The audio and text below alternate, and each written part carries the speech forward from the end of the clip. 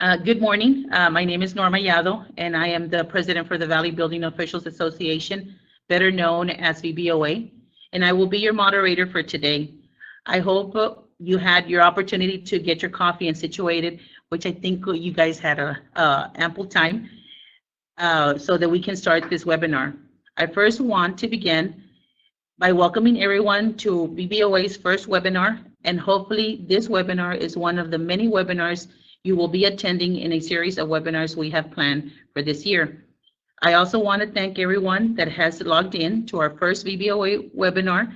And like I mentioned before, this is a webinar in part of a continuing series of customer service webinars we have planned for this year. So look out for an email announcing our next webinar.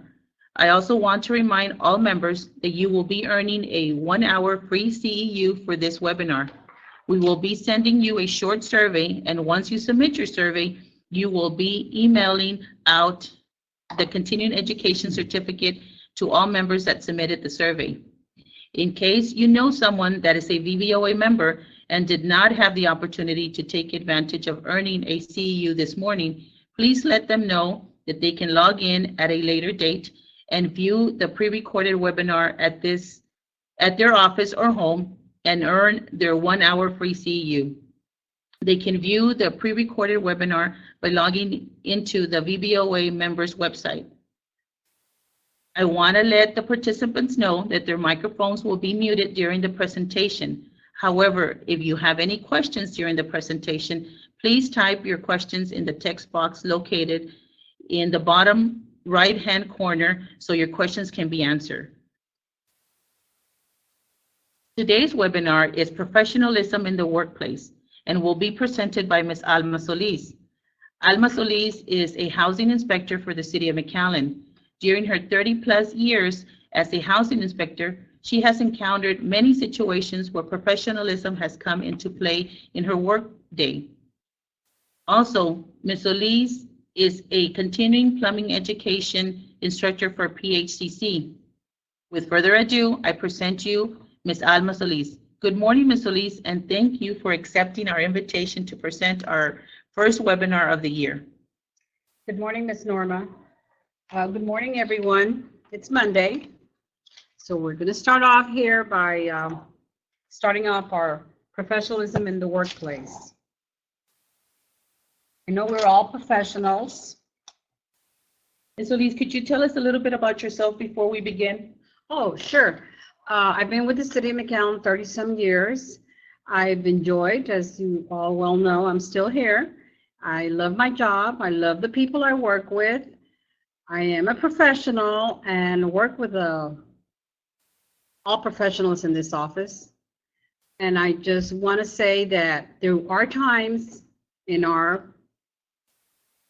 day-to-day activities that we probably or want maybe have situations where we have clients that are upset with us and possibly we might forget we're professionals. So we just have to think, slow down, think, let them talk, and just continue on with your professionalism. Carry on as a professional. Okay, well, let's begin with our webinar presentation of this morning, Professionalism in the Workplace. James Ball, author of Professionalism is for Everyone. And he says that there is no such thing as one job that is to be performed professionally and another that is not. Every job can and should be performed in a professional manner as possible. Any honest work can be done professionally.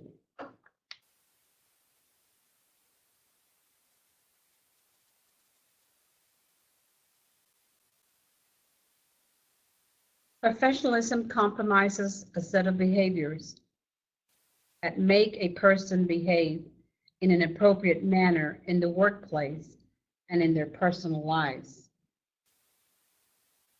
When a person consistently shows professionalism, they are usually well regarded among coworkers and supervisors.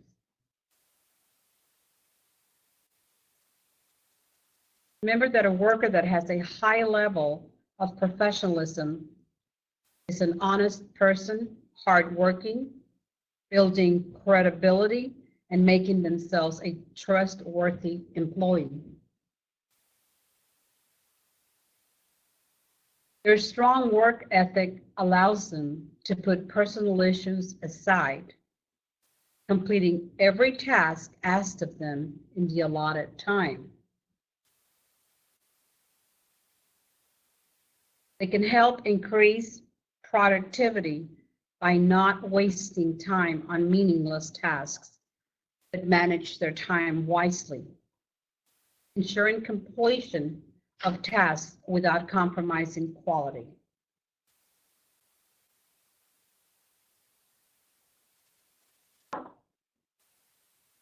The performance objectives of this particular subject. Number one, we're going to be defining professionalism. 2, determine their own current level of professionalism. 3, list the 5 distinguishing traits shared by all professionals. 4, explain how honesty defines character. 5, identify steps to polish their professional appearance. 6, discuss the attributes of a positive attitude and the role that it plays in projecting a professional image. 7, commit to being a lifelong learner.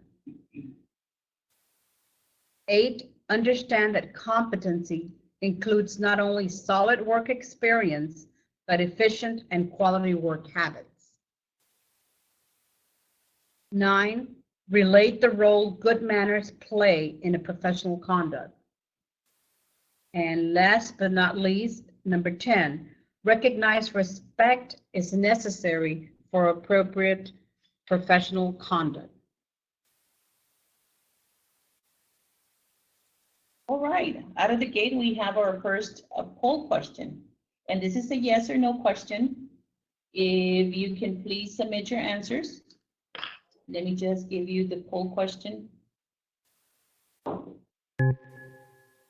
And the question is professionalism something you leave at the workplace? So please submit your answers. I'll give you some time so you guys can answer. We're almost there. Thank you for participating.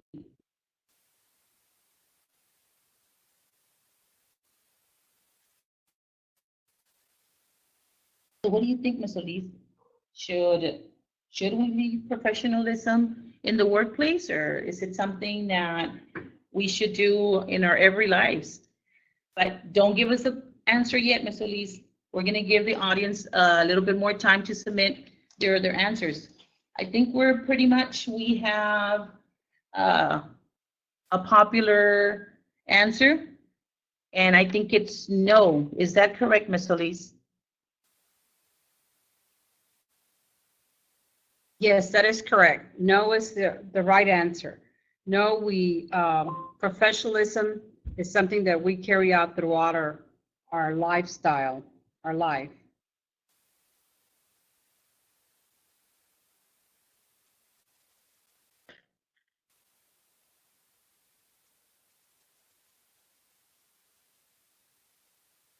There's 5 distinguishing traits, which are character, your moral or ethical quality, who you are, and what you stand for. Attitude, your manner or your disposition, your mental outlook. Excellence, showing superiority, your commitment to quality.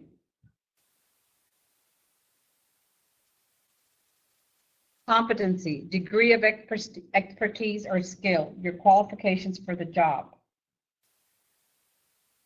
And conduct, for personal behavior, how you deal with others.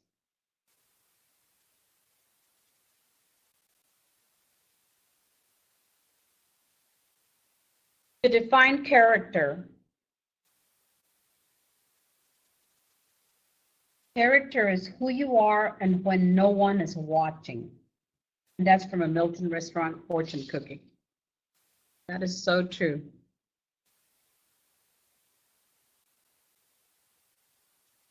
The next one would be honesty defines character. There are many ways that someone can be dishonest, and stealing is one of them.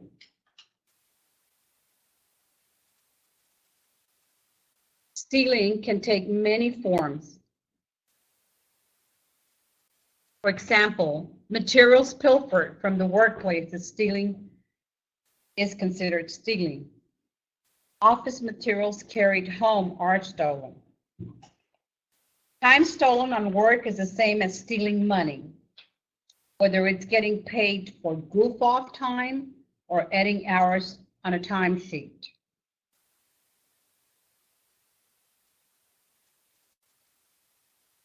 Remember, everyone, an honest person would never steal.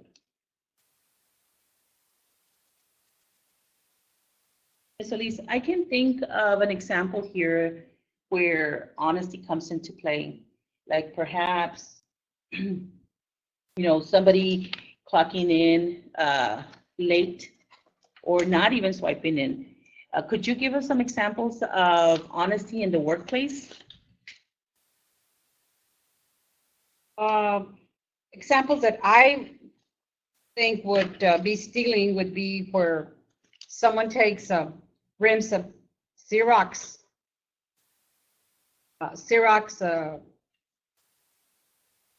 rims of paper home for their Xerox machine at home. That's considered stealing. Or some cases, there's municipalities or offices where they provide coffee for your employees, and they have bags of coffee, and that would also be considered, if you take one of those little bags home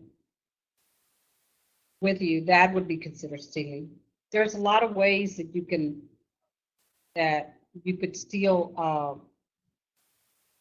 office material or office supplies that don't belong to us, and we take them, and we would be taking them home. That would be considered stealing. Okay, great, Ms. Elise. On truthfulness, truthfulness, while keen to honesty, has more to do with what we say, or in some cases, don't say. Everyone has heard the oath taken on the witness stand. Promise to state the truth, the whole truth, and nothing but the truth. Remember, lying sometimes doesn't look like a lie as much as an omission or an overstatement. Sometimes it is just misrepresenting the facts.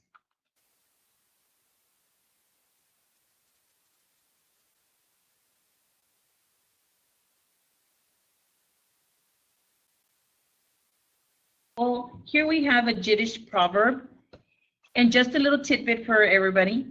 A Yiddish is a language that Jews would use before the Holocaust. And one of their proverbs is, a half-truth is a whole lie. There are some modern examples of half-truths. For example, an employee calls in sick when in reality, the reality is that they're going fishing. Maybe some shortcut on an office task is concealed, only to be discovered much later, causing a liability for the employer. Can you guys please submit some examples of half-truths? And in the meantime that we're waiting for everyone to submit their examples, perhaps maybe we can share some half-truths we have witnessed. Not that we have done these things, Ms. Elise, but I know I can give an example while we wait for the audience to submit examples. An employee calls in sick or calls into the office that they will be late due to having car problems. But in reality, their alarm clock didn't go off. I know I've heard that before. Maybe you can share some, Ms. Elise. Well, I have one. I am just thinking, I know I've read it somewhere or I heard it from somebody. which was saying that they were a really good driver. And in the past 3 years, he says, I haven't gotten a speeding ticket. This statement is true, but it's irrelevant if the speaker started driving a week ago. So that's a half truth. Would be considered a whole lie. Okay, we have one question here saying your child is sick and they have to take them to the doctor and they just stay at home. Well, that's a real good one. Yeah, that is a half truth. I think that happens a lot in the workplace and we don't really realize it. But I can talk as a supervisor that at times we might have an inkling that might be happening with the employee, but we do need to take their word. But yes, that's a very good example of half truths. Is there anybody else that has perhaps encountered a half truth out there? We're not saying you, but perhaps your coworkers. Okay, well, I guess nobody has ever encountered half truths out there at their jobs. So on to the next one.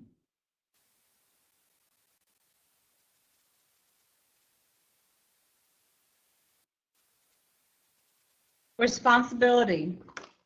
Professionals accept responsibility for their actions and are prepared to be held accountable.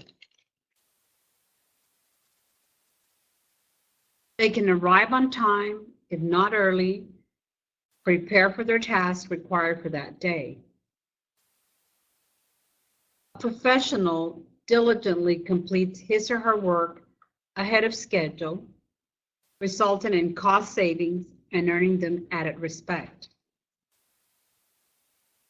Professionals are often the first to volunteer for an assignment or a task, knowing if they master a new skill, they can become more valuable to their company. And that is so true.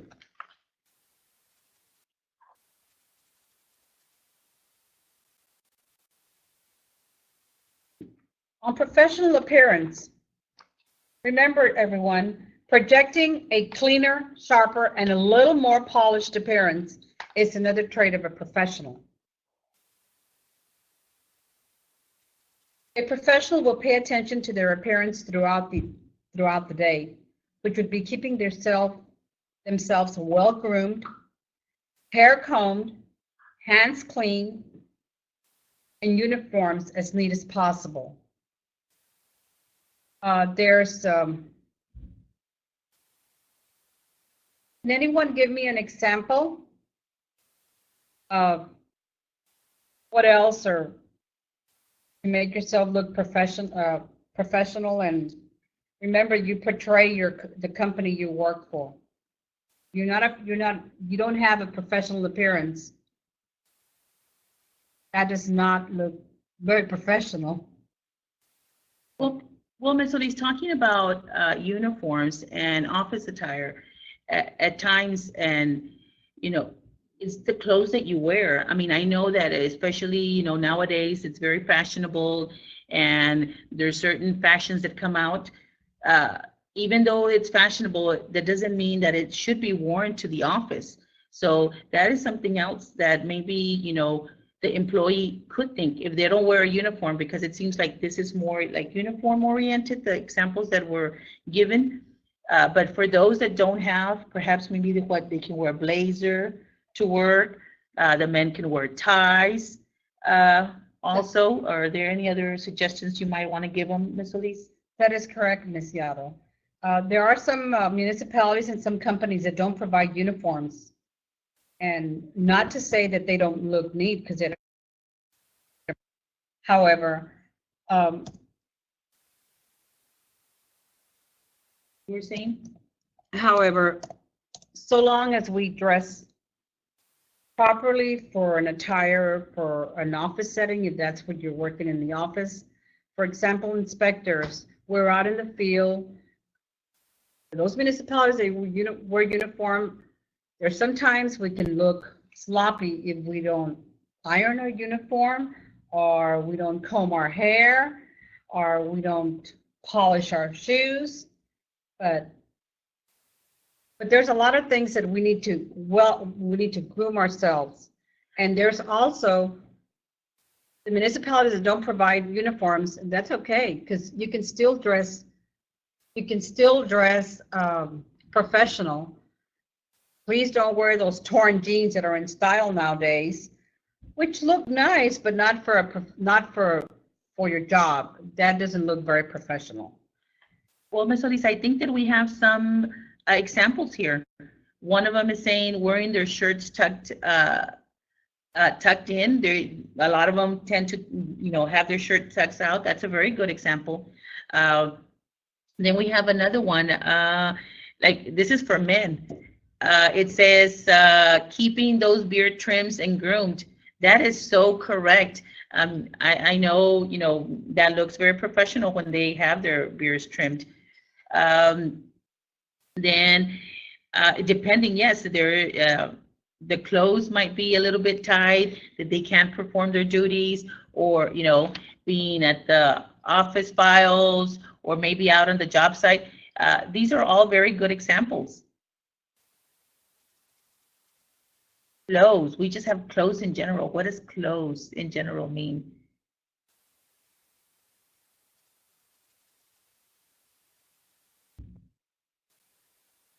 Well, I think everybody has pretty much the idea of what it is to have a professional appearance. I mean, we're having from shoes to your clothes, and having your clothes ironed. Are there any other suggestions out there?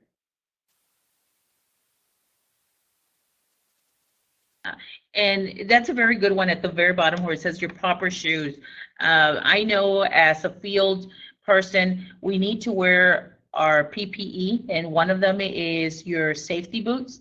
So if you're a field person, just remember, just trying to keep yourself safe. You need to wear your steel toe boots if that's what your company calls for. But that's a very good one on wearing your proper shoes. So you won't get harm out there. Especially the majority, I would think, that are listening to this webinar are people that work in the construction industry. So that is very important to wear those proper shoes.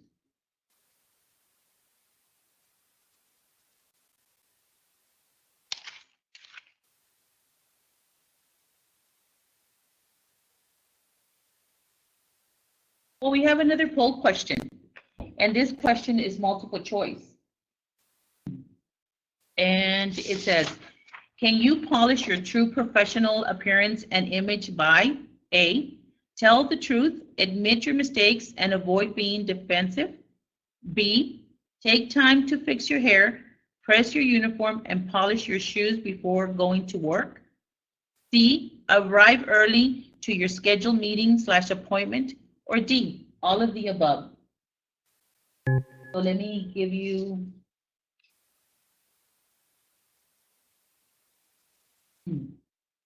some time so you guys can, like they say, in Who Wants to Be a Millionaire, lock in your answer.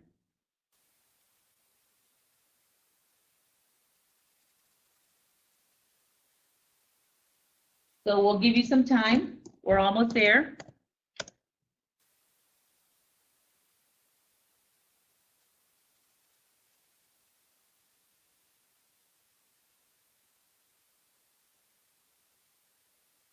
We're almost there. I think everybody, there is a popular vote here. Ms. Solis, so which is the answer?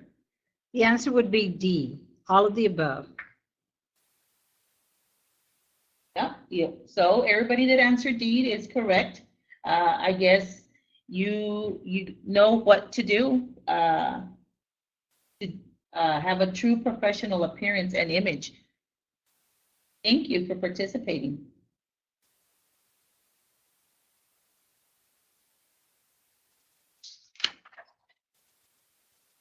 On positive attitudes.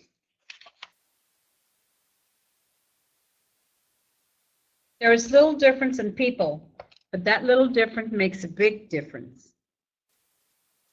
The difference is attitude. And the big difference is whether it is positive or negative. This is by Clement Stone, a businessman who is a philanthropist.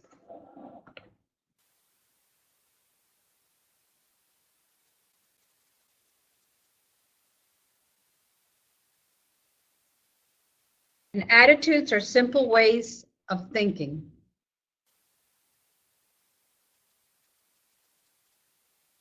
Having a positive attitude allows you to approach your work as a professional.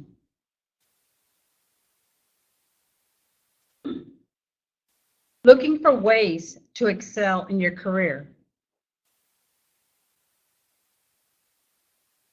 And a positive attitude also allows you to easily adapt a serving mentality. By serving others, by solving problems, helping them with tasks, and performing useful work is one of the ways to ensure success in your career.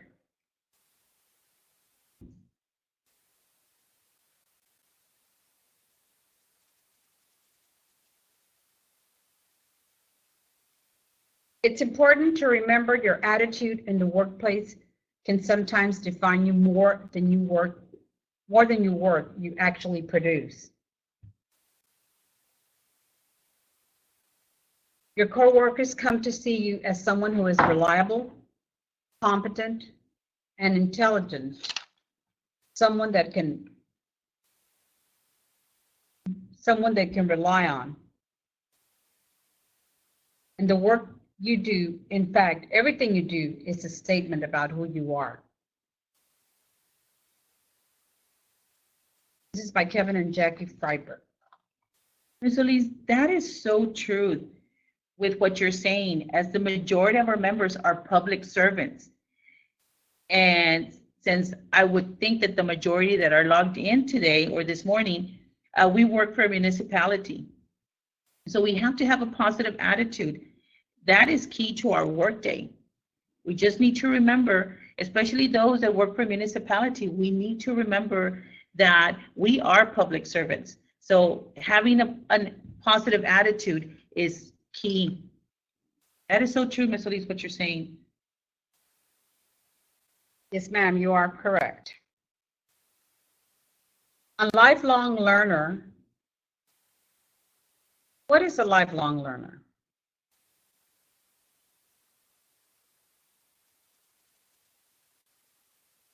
Learning is about reaching your full potential and can help you achieve self-actualization, the highest need identified by the Maslow hierarchy of needs.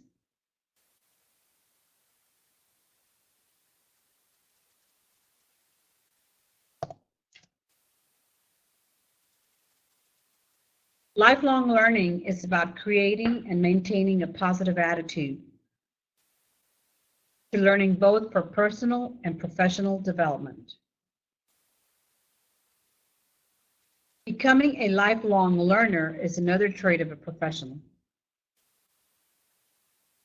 Things you can do to be a lifelong learner are learn basic computer skills, time management, that's a big one, and stress management. Does anyone have any other ones you like to add to our list? If the audience can please submit other things that they believe they can do to be a lifetime learner. We'll give you some time so you guys can type it in.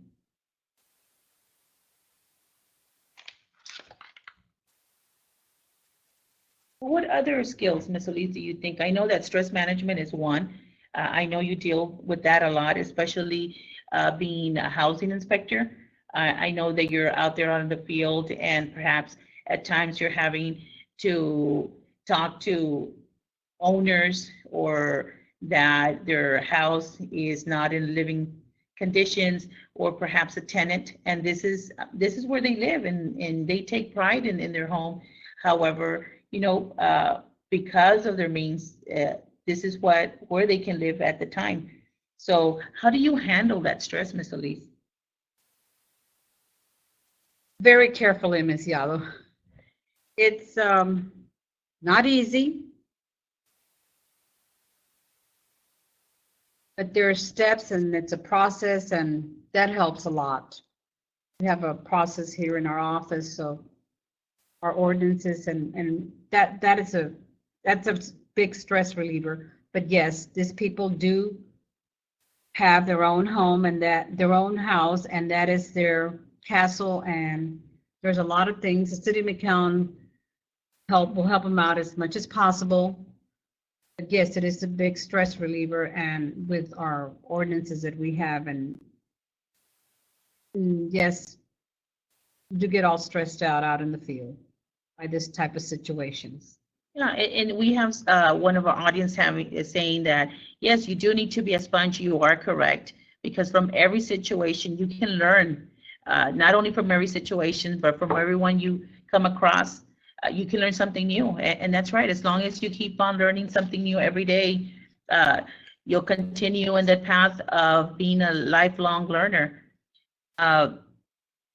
Also, yes, we have read more often in your spare time. Yes, that's a very good one. You become more, you educate yourself, and especially us having to do with codes and construction. I mean, if you read the latest on codes, we'll continue educating ourselves and being more informed for our customers.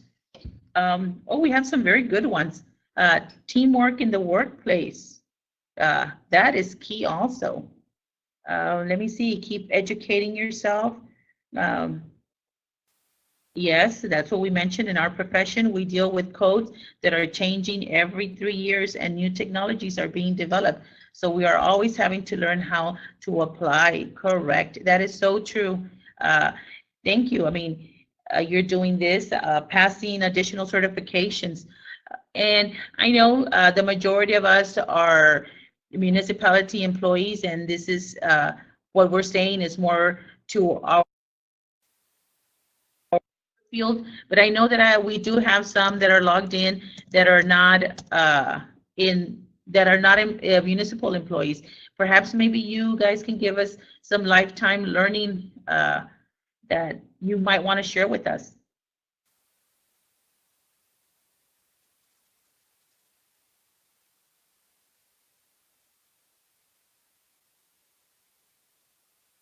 Okay, I guess we'll go on to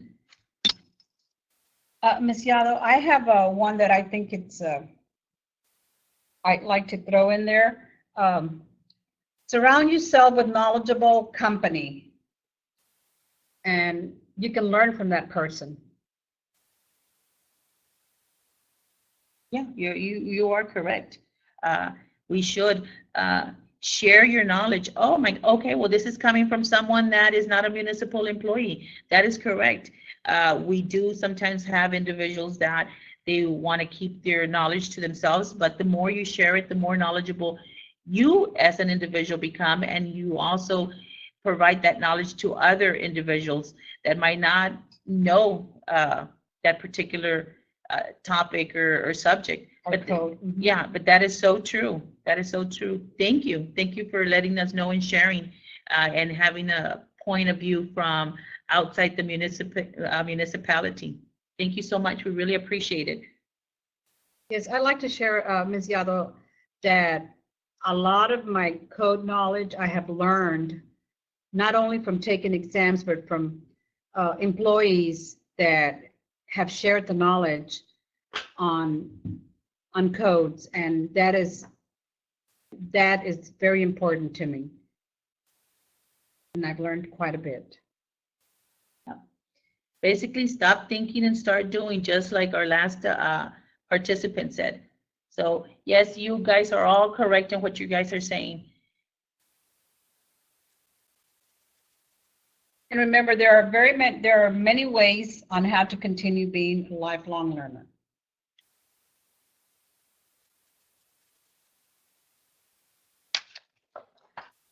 Work experience and work habits.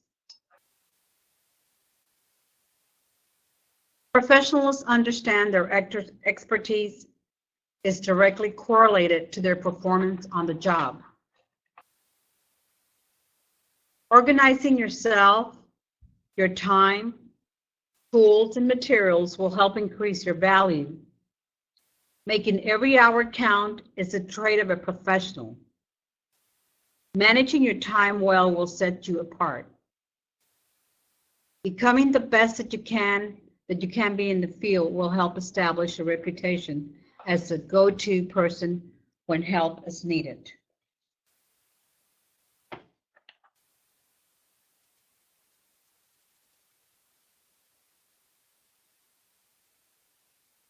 On conduct,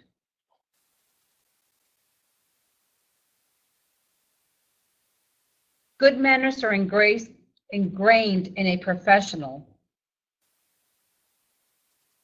Bad manners are both rude and unacceptable in the workplace, or any place for that matter.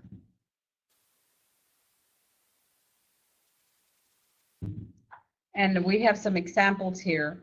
Waiting for your turn, saying please and thank you, apologizing for offenses, keeping others waiting and not apologizing for it, not returning calls, and forcibly steering a conversation in a certain direction and not allowing others to change the topic. I'm pretty sure if not all our participants have encountered an event or even worked with someone that has these bad manners. Like not apologizing if they have offended someone, or just simply saying please and thank you. I mean, that goes a long way, Ms. Solis. That is correct. Is Right, there some ma'am. other examples, or perhaps maybe our participants can give us some other examples of bad manners? Not that they do these, but if you can just type in, I'm pretty sure everybody has at least one conduct of bad manners that they have experienced in their lifetime.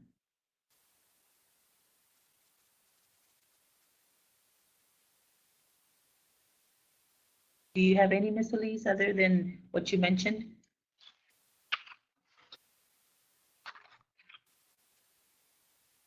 Bad manners. Yeah. Listen when others are speaking. Oh, yes, that's a very good one. Yes, cutting off someone in their conversation, they're in the middle of their thought, and then they get cut off. We have one. There are three, but the first three are good and the last three bad. I wonder what you mean by that. The last three meaning not returning calls, keep others waiting and not apologizing for it. Well, I think that's good manners. I mean, that would be good manners if you return your calls. I don't see why that would be a bad example, especially in our business. If we keep our customers waiting, I mean, that's bad manners. We need to be returning those calls. I don't see why that would be a bad example, but we keep others waiting and not apologizing for it. Yes, especially when we go to those meetings and we, I guess we can elaborate, and everybody's waiting for that one person to get to the meeting, and then they just come in and don't even apologize for it, for them coming in late. Hopefully that gives clarification to the person that submitted that the last three were bad. But we have another one, getting into others' conversation. That is so true. I mean, that is bad manners. I know sometimes they just interject without not it being part of the group, or not fully understanding the conversation. That is a good example. Any other ones out there? Oh, yes. I guess this individual or this participant, yes, saying hello out on the field, yes. When you're out there, I know, especially for those field personnel, yes, just saying hello. Just keep in mind that when the field personnel, especially those that work for a municipality, and you're going out there to inspect a job site, these workers, they see you as the authority. So by you just saying hello, I mean, that's breaking the ice. That is just going out there and saying, you know what, I am here, we're partnering up with you, and we're here to help each other. So yes, just that simple hello, that in itself, relax the atmosphere. And that is so true. Oh,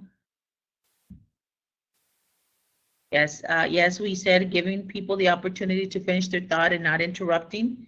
Yes, minding your own business. If they can elaborate on that, I don't know what meaning minding your own business, perhaps conversation part of it, that when it's a private conversation or between two employees, and then another employee might come in and just give their opinion when it's just a conversation between two people. Perhaps maybe that's what they're talking about there.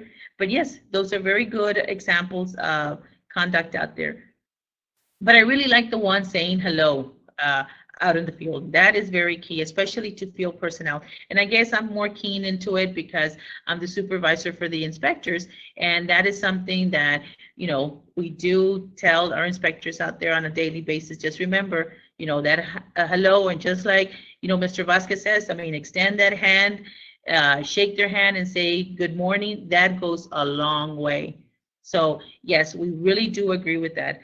We have another one, always saying good morning and asking questions, have communication with the workers out in the field. Yes, yes, that's what we're talking about. Yes, and trying to build that partnership with those contractors. Yes, we do need to do a better job. And I think that the majority of the attendants have a good handle on this, Ms. Elise, on the conduct. Yes, you're right, Norma. Salutations not only to your out in the field, but when you get to the office in the morning, a good morning salutation to your employees, to your coworkers, is also being a professional. That would also be very helpful when you walk into an office and you say good morning or good afternoon or hello, or that a salutation just breaks the ice. Thank you, and we do apologize, but we got disconnected, but we're back on. Thank you so much for your patience. So as we were saying, conduct in the workplace. Let's continue with the next slide. Practical jokes. Professionals know and recognize that there is a time and place for everything. Inappropriate humor does not belong in the workplace. Make sure that humor never excludes anyone and causes people to become distracted because they're feeling bad. Certainly keeping the vibe in the workplace light by using appropriate humor. Something that surprises and leaves people feeling good is one of the tools you want to use regularly to create a workplace that engages and energizes.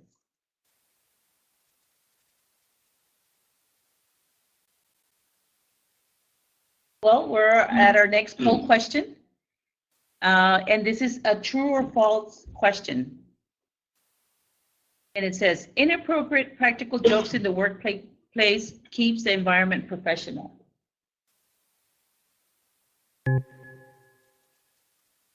Well, I guess it is a yes or no. I do apologize. I thought it was a true or false. It's a yes or no question. And if you can please submit your answers. I know some of, okay, we're almost there. I think half of you have submitted your answers. We're waiting for the other half. So if you can please submit your answers.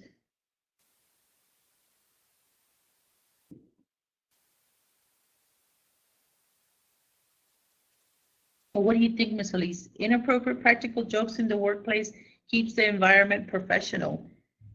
No. What do you think? No, it doesn't keep the environment professional. That is very unprofessional to make jokes in the workplace that could offend somebody else. They're offensive. Yeah, you're very right. I think that sometimes when you have this banter between employees and you think it's fine, but sometimes you cross that line. Employees cross that line between a friendly banter to now it becomes inappropriate. So yeah, everybody that answered yes is correct. So yeah, go on to our next one, which is anger, Miss Elise. Professionals know how to control their temper, realizing anger and rage are never the proper response. It shows their adult inhibiting common sense and good taste. So what are some things you can do to control your temper, not just in the workplace, but at home as well? Ms. Norma? Well, I guess our audience can also participate in this, Miss Elise, but I know one for me is having a positive attitude.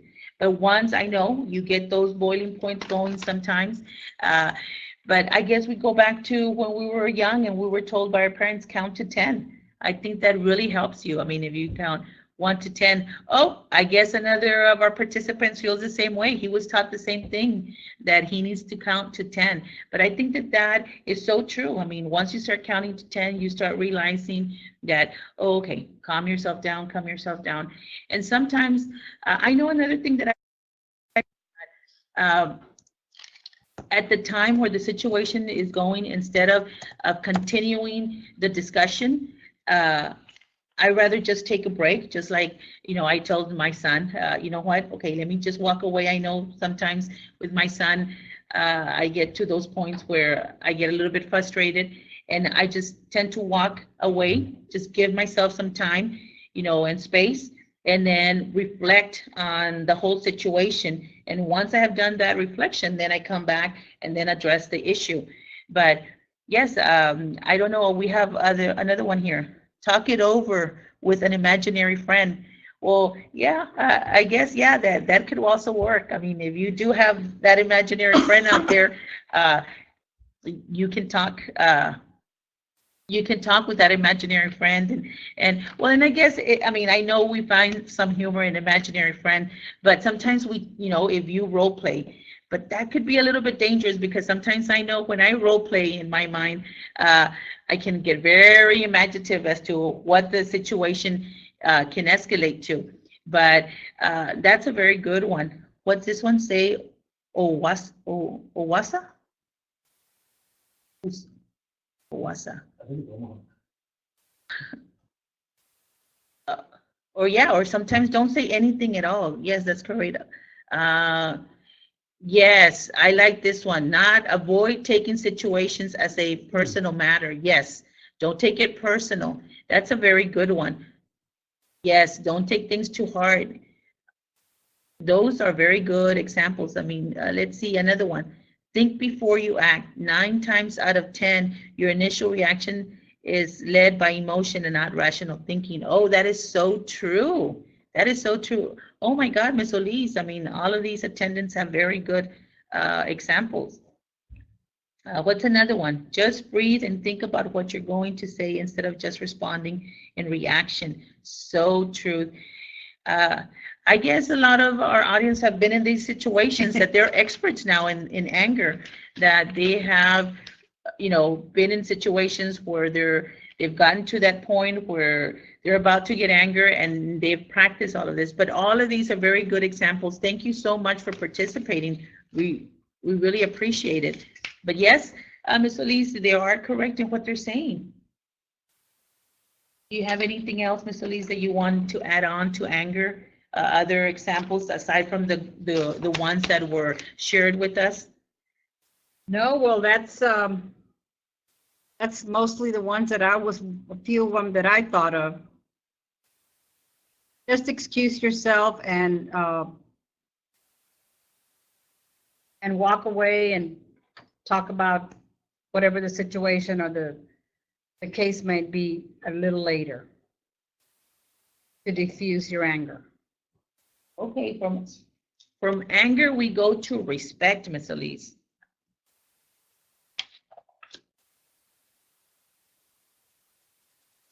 Showing respect for others, regardless of race, nationality, abilities, physical attributes, and mental capabilities is another trait of a professional.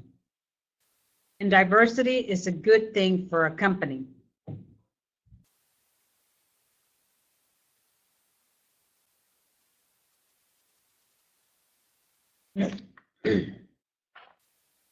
Diversity would be a good thing for a company for the simple reason that it leads to more innovation, more opportunities for all, and better access to talent and better business opportunities.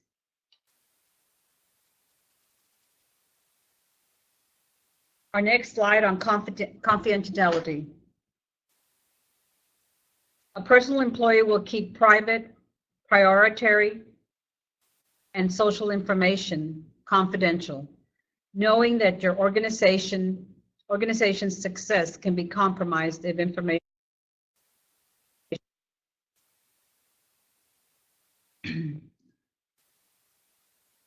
So what are some examples of private information that should be kept confidential, Ms. Elise? I don't know. To me, that would be probably, perhaps it could be your salary. That would be like, That is private correct. information. How about disciplinary action that the employee has been taken? Sure, that would be one too as well. Salaries, medical records. Oh, yes, that is so true. Yes, I agree. The other question, and what are some examples of social information that should be kept confidential? Now, that's a little bit hard for me. I don't know. Nowadays, it seems everything goes. So I don't know, what would be some examples of social information? Well, Ms. Norma, some examples that I know of would be health and social work records. That would be a good record that should be kept confidential. Bid contracts on companies that acquire bid contracts for construction, for whatever the reason could be. Also, as well, there's the social media posts, not exclusively for the public. That would have to be kept confidential as well. Oh, okay. That's what I don't know. I mean, to me, I don't know if the audience probably has some examples on social information that should be kept confidential, or on private information. And how about gossip? In the meantime that we are waiting for our audience to participate in giving us some examples on private information and social information, how about gossip plays, does gossip play a role here, Ms. Elise? It sure does. It sure does, Ms. Norma. It plays a big role. If you, for example, expose something to the social media that's not supposed to be for social media, that would go like wildfire. Yeah, you are so correct. But that's what I'm saying, that it was so, I mean, that is an example that is so hard, because nowadays it seems that everything is fair game. And once it's out there regardless if it's true or not. It'll stick. And then it's so hard to retract that information. To retract all that information. Yes, Yep. you are so correct. So yeah, I think that that's another form of gossip, like you're saying. I mean, it's not verbal gossip, but once you put it out there in your social media, now it becomes true. So yes, I mean, let's see what we have here. I don't know, if you can take the heat. Well, I don't know what that means. Stay out of the heat. Let's see. I can see we all have practiced keeping their cool. Yeah, gossip should be kept out of the workplace. Yeah, I think that is so true. I wonder who posted that. Doesn't have the person, but yeah, I think that gossip should be in the workplace. So let's see. But yes, you guys, the audience, does have some very good, examples of that. So I guess in conclusion, Ms. Elise, we're almost at the end. Yes, the importance of professionalism in the workplace cannot be overlooked as a key to personal success and advancement. Personal success being what you strive for all your life. And with that said, we come to the conclusion of this particular subject. And remember,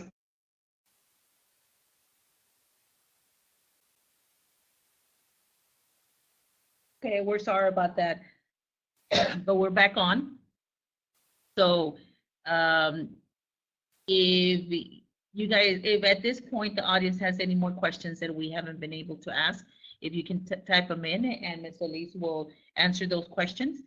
But in the meantime that we're waiting for all the other questions, we would like to thank you for attending and also bearing with us, being that it's our first webinar. And I know we had some technical difficulties, you know, at the beginning and throughout our webinar. We really appreciate it. But I guess we don't have any questions, Ms. Elise. But if you do, you can email us. Just remember, if you can't think of any questions right now and you have a question that you would like to be, your question to be answered, you can mail us at, here's Ms. Elise's email address. Oh, well, first I would like to say that this resource came from PHCC Continuing Education course, Professionalism in the Workplace. It was a webinar that was presented by Ms. Elise some years back. But if you have any questions that you feel that you haven't, that hasn't been answered, you can email Ms. Elise at asolis@mcallen.net, or you can call her at 681-1300, and she would be more than glad to assist you with those questions. Again, I would like to thank Ms. Elise for doing this presentation and being the first one, the pioneer in our webinar for VBOA. We really appreciate it. So thank you, Ms. Elise.